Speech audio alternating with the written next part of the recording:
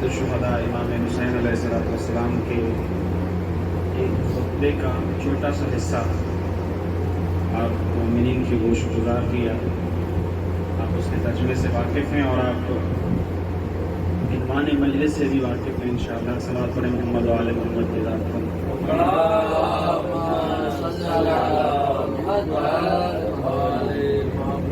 اگرچہ اس فرمان مقدس پر بہت سارے علماء خطباء اور ذاکرین گفتگو کر چکے ہیں، لیکن اس مدت محدودہ میں چند نکات آپ کی خدمت میں پیش کرنا چاہتا ہوں کہ امام حسین علیہ السلام کس مقصد کو لے کر کربلا میں آئے اور کیا وجوہات ہیں کہ دنیا کے ہر انقلاب کو مٹ جانا پڑا، لیکن 1400 سال بعد آج بھی ذکر حسین اور واقع کربلا زندہ ہے. کیا محرکات تھے؟ دیکھیں، ہر انسان خوشی پسند کرتا ہے، غم سے دوری اختیار کرنا چاہتا ہے.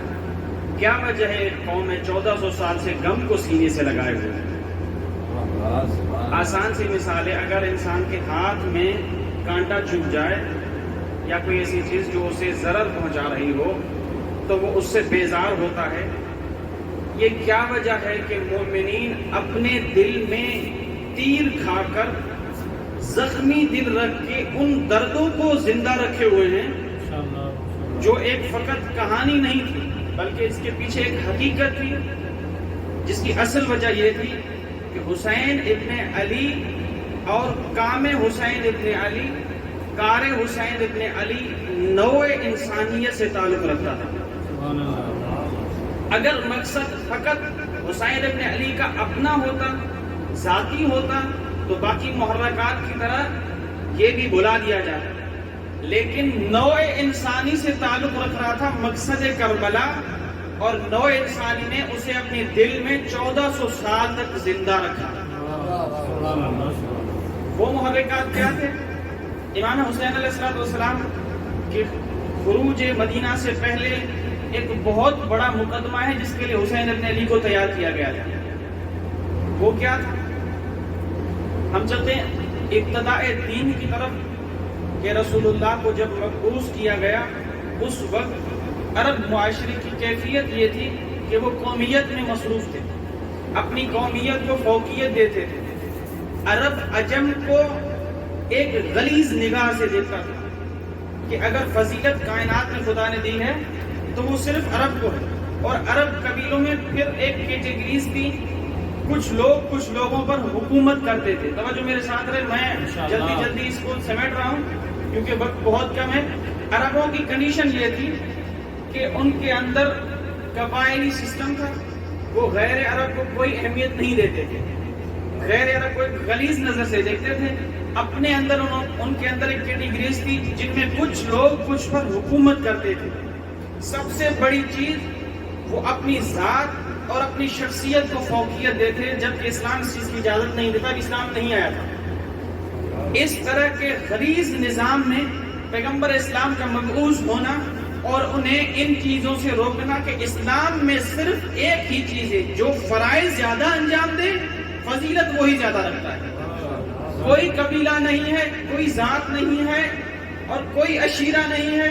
کسی کو کسی انسان پر کسی مورد میں کوئی فضیلت حاصل نہیں الا ان کے وہ فرائض انجام دے. اور یہ آسان نہیں تھا. یہ گول اور اس کو مشہور کرنا عرب کے بڑے بڑے لوگوں کی حکومت پر کاری ضرب تھی، اور یہ اتنا آسان نہیں تھا. رسول اللہ نے خود اس پر عمل کیا اور انہیں یہ بات منوائی کہ اسلام ایک ایسا دین ہے جو انسان کی زندگی کا آئین پیش کرتا ہے. اور وہ آئین کیا ہے کہ کسی کو کسی پر کوئی فوقیت نہیں ہے الا عمل کے ذریعے فوقیت ہے. ابھی اتنا آسان کیوں نہیں تھا؟ کیونکہ کچھ لوگ اس فوقیت کے ذریعے لوگوں پر حکومت کرتے تھے، وہ اپنی حکومت چلاتے تھے، اپنا روب دکھاتے تھے لوگوں پر. اور اس طرح کا ایک نظام آنا تو ظاہر ہے وہ کیا موافقت کریں گے اس نظام کی؟ تب آئیں وہ مخالفت کریں گے، اور انہوں نے مخالفت کی. ہر ممکن کوشش کی رسول اللہ کو ختم کرنے کی، اور لوگوں نے یہ دیکھا کہ رسول اللہ اس پر خود عمل پیرا تھے، جو رسول کے ساتھ آتا وہ بھی اس پر عمل پیرا ہوتا، تو لوگوں نے بہت کوششیں کی رسول کو راستے سے ہٹانے کی، لیکن رسول اللہ کے ساتھ خدا نے علی کو بھیجا تھا۔ اس کی ذوالفقار سے اور اس کی تلوار سے، اس کی شجاعت سے عرب ڈرے ہوئے تھے۔ ایسا نہیں کہ وہ میدان میں نہیں آئے، بڑے بڑے معرکے ہوئے، ان بڑے بڑے معرکوں میں ان عربوں نے شکست کھائی۔ تو اب انہوں نے کیا سمجھا کہ اس وقت رسول پاور میں ہے، رسول اللہ سے بالمقابل مقابلہ نہیں کیا جا سکتا، کیونکہ وہ ہار چکے تھے، ہر ممکنہ کوشش سے وہ ناکام ہو چکے تھے۔ اب یہ کچھ لمحے خاموش رہے اور اس گھڑی کا انتظار کیا کہ رسول اس دنیا سے وصال کرے۔ البتہ نہ صرف انہوں نے رسول اللہ کے وصال کا انتظار کیا، بلکہ رسول اللہ کی حیات میں رسول کو راستے سے ہٹانے کی کوششیں کی گئی، اور یہ کوششیں مشرکین نے نہیں کی، ان لوگوں نے کی جو اسلام لا چکے تھے۔ کیا کیا رسول اللہ کو راستے ہٹانے کے لیے؟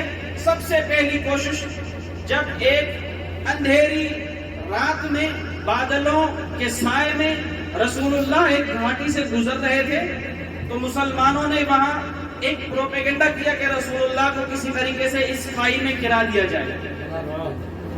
اب کیا ہوا کہ ایک روشنی چمکی، رسول اللہ نے ان کے چہرے دیکھ لیے۔ اب یہ وہ کہتے ہیں کہ رسول اللہ کو چہرے دکھانے کے لیے خدا نے بجلی چمکائی تھی، لیکن ہم یہ نہیں کہتے۔ ہم کیا کہتے ہیں کہ رسول اللہ کو دکھانے کے لیے بجلی نہیں چمکی تھی، یہ انہیں دکھانے کے لیے بجلی چمکی تھی کہ آپ دیکھ لیے گئے ہیں، آپ کو دیکھ لیا گیا ہے، رسول کو نہیں۔ اس لیے کہ جس کا ولی نسلوں میں دیکھتا ہو، جس کا وسیع نسلوں میں دیکھتا ہو، اس کا رسول چھوٹی سی اندھیری میں کسی کو نہیں دیکھ سکتا۔ رسول اللہ نے دیکھا اور یہ چہرے جناب حذیفہ یمانی کو بتائے، ایک ایک کا نام لے کر بتایا، حذیفہ میں تم پر یقین رکھتا ہوں، حذیفہ تم میرے معتمد شخص ہو، میں تمہیں امانت دے کے جا رہا ہوں، فلاں فلاں فلاں شخص موجود تھے، اور حذیفہ میں تمہیں وصیت کر کے جا رہا ہوں، میری امانت ہے تمہارے پاس، کسی کو بتانا نہیں کہ کون کون تھے۔ کیا وجہ تھی رسول اللہ جب بتانا نہیں تو حذیفہ کو کیوں بتایا جا رہا ہے؟ توجہ میرے ساتھ رہے، جب کسی کو بتانا نہیں، حذیفہ کو منع کیا جا رہا ہے، تو حذیفہ کو کیوں بتایا جا رہا ہے؟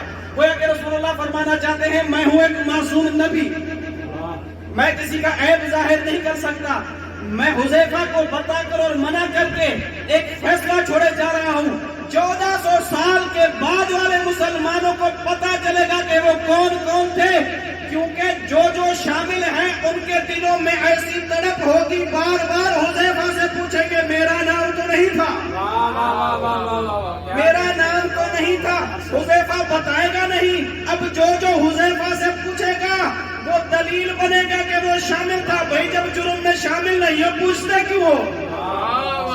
حذیفہ سے بار بار پوچھنا